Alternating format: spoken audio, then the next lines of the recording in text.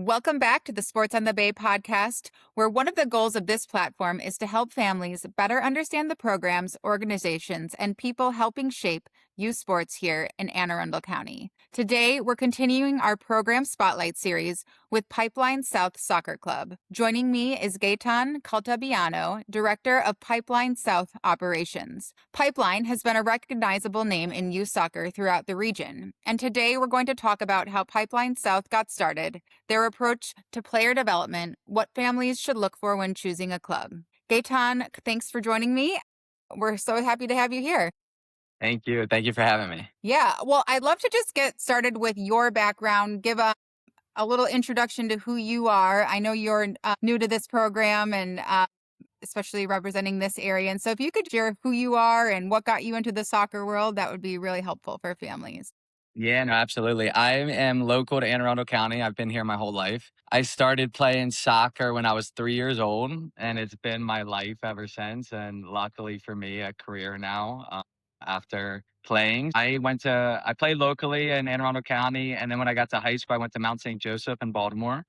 And I started playing for the Baltimore Bays as well and was lucky enough to win a couple national championships with them. Played locally with UMBC. I graduated in 2014. Our senior year, we went to the Final Four. And then also my dream, like most kids, was to play professionally after. And I was fortunate enough to play with the Baltimore Blast for 2 years. Well, my soccer story is all in Maryland and in the Anne Arundel County, Baltimore area. I'm very passionate about the game, obviously, but the game in this area, I think, is soccer is as competitive in the DMV as it is anywhere across the country. Yeah, absolutely. Well, let's start at the beginning because I think so many families may know the Pipeline name. I know I was familiar with it from the Baltimore region. We play them a lot. My son plays for Maryland United, so Yeah. I'm familiar with them in that regard, but not necessarily the story behind Pipeline and how it became the local soccer landscape and also what drew it to the Anne Arundel County area. Yeah. No, Pipeline started in 2011. Sean Rush and Santino Caranta were the two founders. They were two best friends growing up. And when their playing days were over, Santino was playing with DC United, with the national team. And when their playing days were over, I think they got a lunch and decided, looking at what's happening with the local landscape and wanted to do something a little bit different. And so they started from there. They started from the ground up with only two or three teams on some tough grass fields. And what they've built it into now is amazing. And the real reason they started Pipeline is they thought about what they wanted as players when they were kids, when they were 8 and 10 years old or 15 years old, and what can they provide for players that maybe other clubs weren't doing. They just want to put their own spin on it. And Pipeline, it's a big saying, is for players by players. What does a 10-year-old Mhm. want when they show up to practice every day? And what do they want to feel? What do they want to feel excited about and feel pride in wearing the Pipeline badge? That's how it all got started in Baltimore. And then about 5 years ago, we started a North in Bel Air. And obviously, just Okay. recently, starting a South, we're starting our first year coming up this fall. Pipeline South will be our first year. I've always been in the Anne Arundel County area. We've probably talked about it Mhm. for 5 years now, getting started down here, and the timing never really made sense. Honestly, I've been driving up to Baltimore to coach the last 10 years with Pipeline, and I have three daughters that are now getting older, and the drive to Baltimore is getting a little bit Mhm. more difficult. Well, I also Right. recently just became the head coach at St. Mary's High School in Annapolis. The timing of that, honestly, my kids getting older, the conversation with Sean and Santino, this is the time. Let's get Pipeline South started and off the ground in the area. That's great. And can you talk a little bit? I know you guys just had tryouts for fall, but just share a little bit about the age groups that you're serving in the area. And I assume because it's through Pipeline, you're still in the same leagues and as the North, you have access to all the same tournaments. Yeah, we are. This spring, we had our PDA clinic start, which is our rec program, fun with kids from 4 to 10 years old. And then we had our first year of tryouts, which, as you know, is a mom tryout season's crazy. And that's Hmm. just getting wrapped up. And we're going to have 20 teams starting off all the way from U8 up to U16 is our oldest age group. So we're really excited about that starting year one. And we're going to have teams at all different kinds of levels, to be honest. I think Pipeline, we want to provide an atmosphere for all kids, whether you're competing to try and go play in college or Some kids just want to play and have fun with their friends, and they might not play high school soccer, and that's okay. Whatever experience suits them, we're trying to provide. We will have 20 teams in those age groups, and we will have some teams competing in the highest leagues in the ECNL in the area. And Mhm. then we'll have a lot of EDP teams, some younger teams that play in the Anne Arundel County League. And we're just trying to provide a certain culture and environment for kids of all ages and skill levels. Yeah, that's great to hear. Well, one thing we hear constantly from parents is that every club talks a lot about development, but that can really mean a lot of different things depending on who you're talking to and what your club's philosophy is.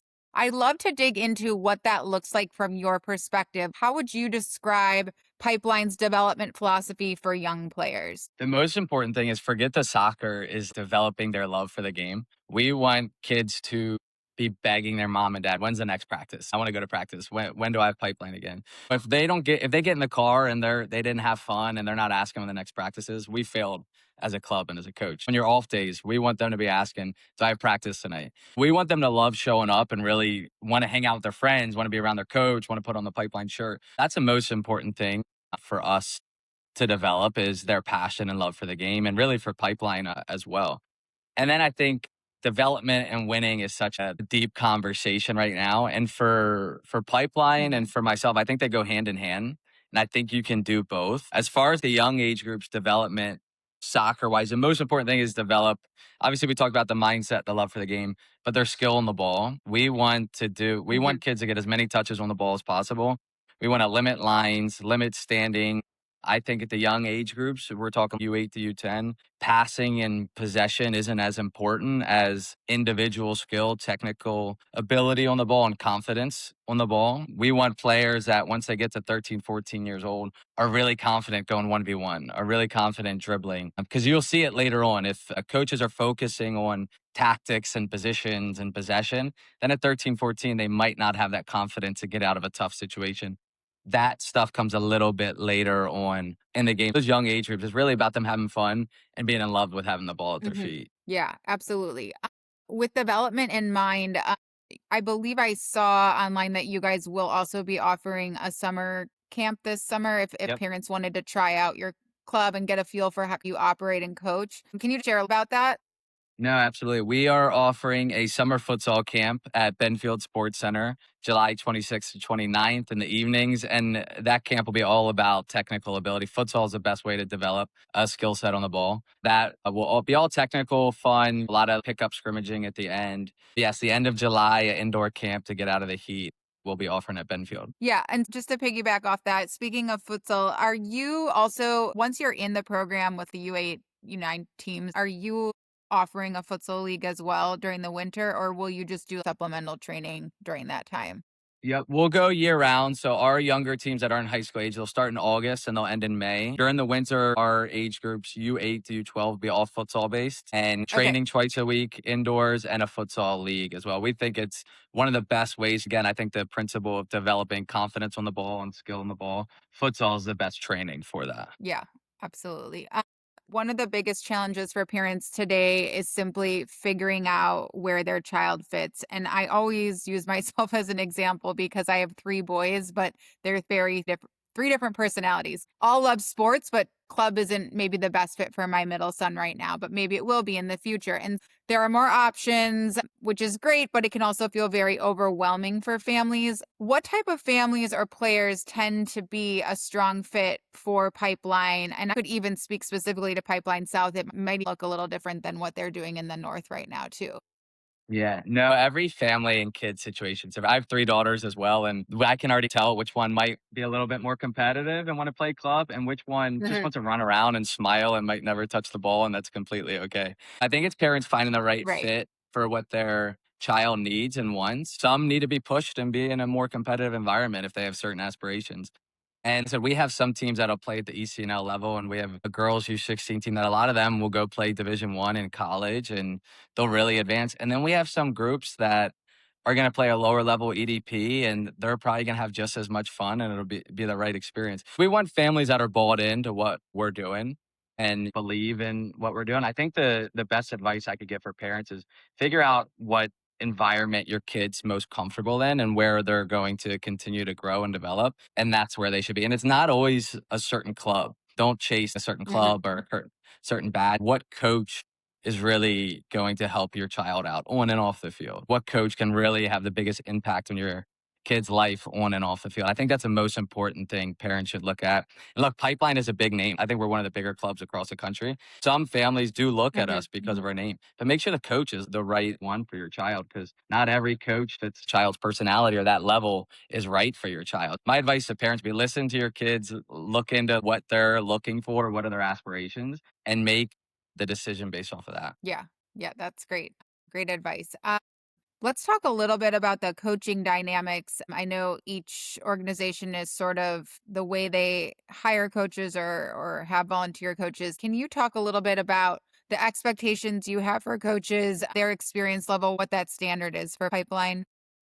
Yeah, no, definitely. No, we definitely I say interview, but we go through a process with our coaches and get to know them a little bit. The reality is there's so many Mhm. clubs right now and everything is watered down. It's a very saturated market, which saturates coaches as well. Pipeline, we Right. feel something that if we have good people that communicate really well, are really good with the families and kids, even if they need a little bit of help soccer wise, that's when at a club like Pipeline, you have a lot of directors and other staff to come and support if needed. We're really confident in all of our coaches and we know they can all do the job. But if there's ever any assistance needed or anything like that, I think we have people to come and support them. Myself as a director in the South, we have Fred Spurs, a technical director, the head coach at Spalding. We're going to be around at all of our training sessions and a lot of our games, popping in to help coaches because it's a lot. It's a lot to most of our coaches have full-time jobs and then you got to manage obviously parents and the kids and what's right for them.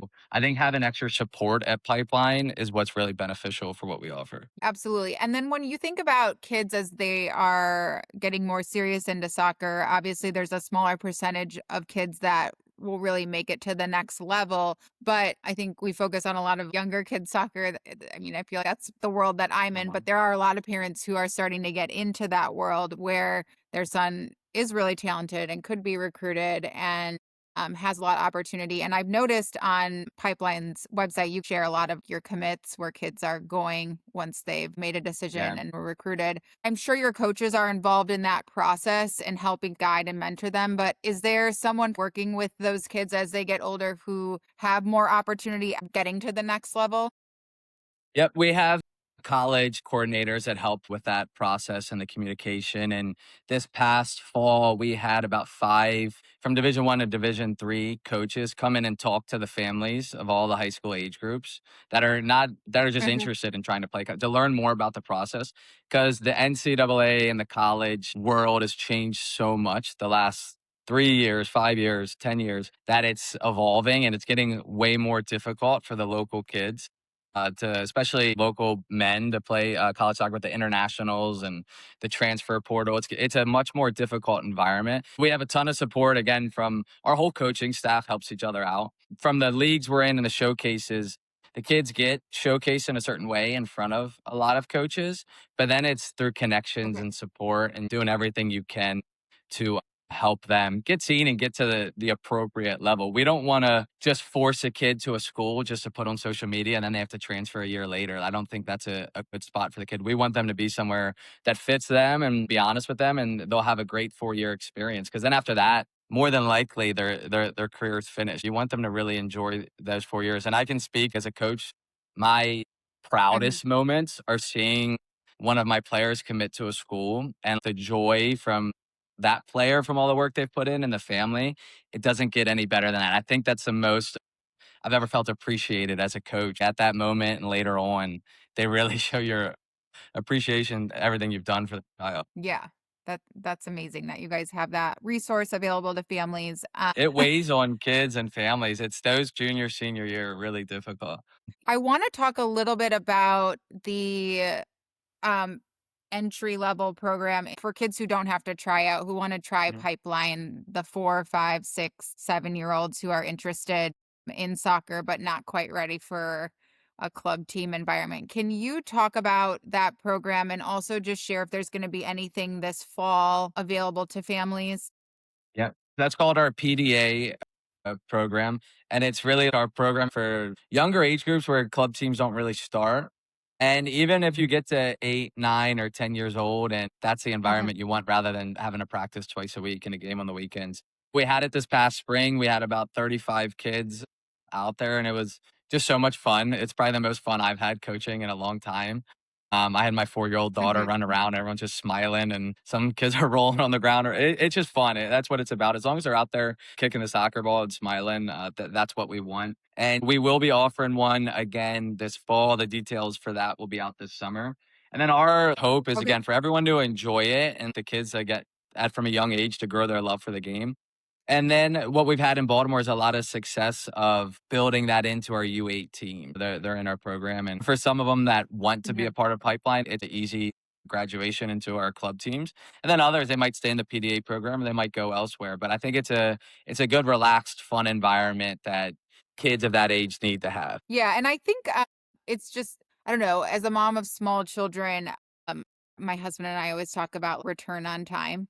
It's important, and if you're gonna take your kids somewhere to learn a sport, you want it to be fun, but also we want them learning and Yes, getting absolutely. better and Yeah, trying and getting the right, coaching to understand what they're doing, and I think yeah. that it's great that you have that offering, and we'll definitely share that when you guys post that this summer for families Awesome. to Thank you. access. Well, before we wrap up, I always like to end with the same question. What is one thing from your childhood sports experience that still sticks with you today? Yeah, no, the clear one for me that comes right to my memory is just hanging out with all my best friends before practices, after, or away tournaments. We would always, if we were preparing for playoffs or nationals during the summer, we would have just weeks and we were together every day training. And that was so fun Okay. to me. We loved competing and working, and we really were just obsessed with that and soccer. All of that time together, Mhm. all of the away trip, whether at the hotels or out at dinner, arcades. Those were the memories that stuck with me and my friends from club soccer. We ended up going to UMBC together, and they're still my best friends today. Those bonds we created, we all had similar interests and common goals. That was the best. Is you remember that you obviously have memories on the field, and whether it's winning, losing, whatever it Mhm. is, but off the field, the time together was what it was all about. To be honest. Yeah, absolutely. There's nothing better than youth sports and the memories that are created from it. And I miss all my high school sports to this day, Yeah. all the Yeah, team no, dinners that's and that's what everything. makes it so enjoyable, and it becomes your friend group as whether it's a college, high school, or club. Those are people you're spending all your time with. Yeah. It's Yeah. really benefit. That's something I'm excited for my daughters to experience. It's an away tournament or even Mhm. a one-day tournament. It's not about the time on the field, it's about the time in between the games off the field where they're having the most fun. Yeah, absolutely. Well, thank you so much for joining me and sharing more about Pipeline South and the Pipeline organization and your perspective on youth player development. And thank you to everyone listening. If you enjoyed this episode, please share it with another sports family. Follow Sports on the Bay for more conversations highlighting the people, programs, and stories shaping youth sports here and throughout Anne Arundel County. Thank you so much for being here. Thank you. Hope I appreciate it.